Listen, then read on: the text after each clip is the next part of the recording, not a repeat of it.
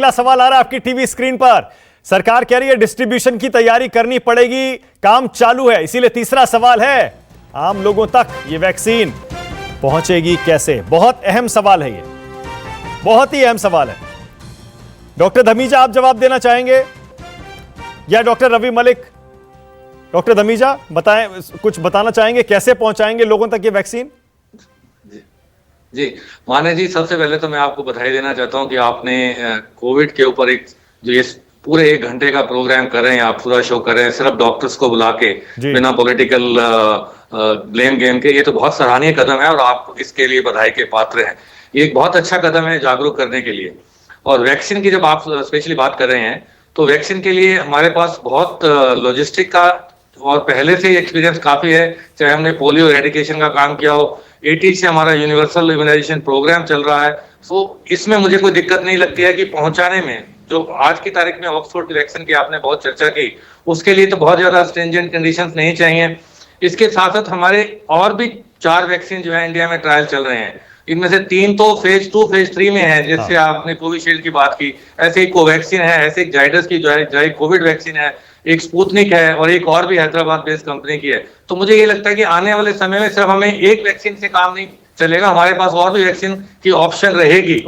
हालांकि Oxford vaccine के सबसे ज्यादा हमारे पास जो है उम्मीद है और हम इसको तैयार कर रहे हैं। 40 मिलियन डोजेज ऑलरेडी तैयार हैं। इसमें इंडिया में ट्रायल चल रहा है, इंडिया का एग्रीमेंट है ऑक्सफोर्ड एस्ट्राजेनेका के साथ। सो ईजीएस तो यही है कि हम जनवरी के महीने में ऑक्सफोर्ड वाली वैक्सीन जो है वो तो आ ही जाएगी। लेकिन अगले कुछ महीनों में और भी वैक्सीन आने की उम्मीद है।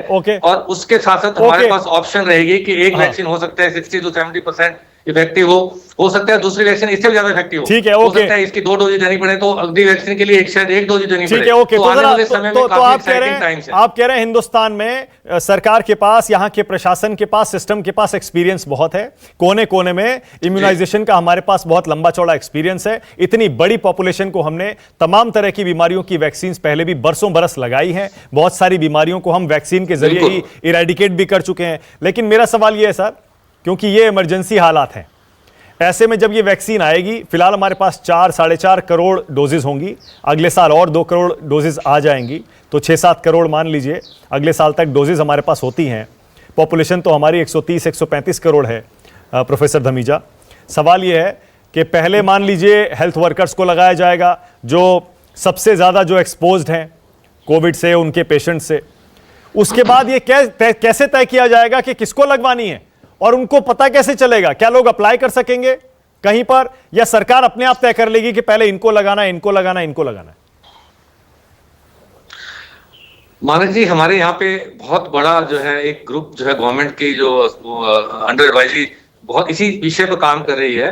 और एक फेज का जो ये रोल आउट प्रोग्राम वैक्सीन का जो है, फेज 1 में हेल्थ वर्कर्स हैं या जो वॉरियर्स हैं जो इस काम में आगे लगे हुए हैं, फेज 2 में एल्डरली और वनरेबल ग्रुप्स हैं, फेज 3 में उसके बाद वाले जो एज ग्रुप है, और लास्ट में चिल्ड्रन और यंग एडल्ट्स के लिए। तो ये स्ट्रेटेजिकली प्रोग्राम बनाया गया है और ये सरकार को पूरा संज्ञान है कि सबसे पहले कैसे जो डिस्ट्रीब्यूट होगी वैक्सीन ये। और ये ऑलमोस्ट ऑन पेपर बिल्कुल तैयार है, सिर्फ वैक्सीन के आने की जरूरत है। इसमें कोई बहुत बड़ी रॉकेट साइंस नहीं है कि पहले किसको कैसे दी जाएगी। इट्स वेरी इजी, और ये हमारे पास जो है एक्सपीरियंस भी है। और अगर ये फेज आउट जैसे रोल आउट प्रोग्राम हमने बनाया है, गवर्नमेंट ने बनाया है, तो उसके हिसाब से मुझे नहीं लगता कि इसमें कोई दिक्कत होनी चाहिए। हाँ, प्रायोरिटाइज होना चाहिए, सबसे पहले उन्हीं लोगों को मिलनी चाहिए जो लोग इस काम में हाईएस्ट रिस्क पर हैं। उसके बाद जो हमारे एल्डरली लोग हैं, जिनको कोमॉर्बिड कंडीशंस हैं, जो दूसरी बीमारियां हैं, जिनको रिस्क ज्यादा है, उसके बाद उनका नंबर आता है और फिर उसी हिसाब से आगे पॉपुलेशन का नंबर आएगा। ओके, इसीलिए तो मतलब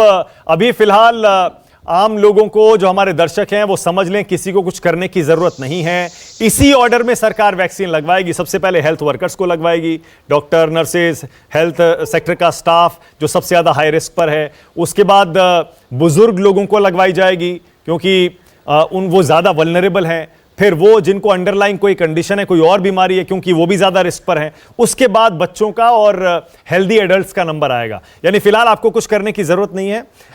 ये फेज वाइज वैक्सीन डिस्ट्रीब्यूट की जाएगी और लगवाई जाएगी। अपनी बारी का आपको इंतजार करना है, सरकार बताएगी कि आपको इसके लिए क्या करना है। नमस्कार, मैं हूं मानक गुप्ता। अगर आपको हमारा ये वीडियो पसंद आया हो तो इसे लाइक और शेयर जरूर करें, और हां, हमें सब्सक्राइब और फॉलो करना ना भूलें। ताकि आप देश और दुनिया की कोई खबर मिस ना करें। तो जुड़े रहिए हमारे साथ और देखते रहिए News 24।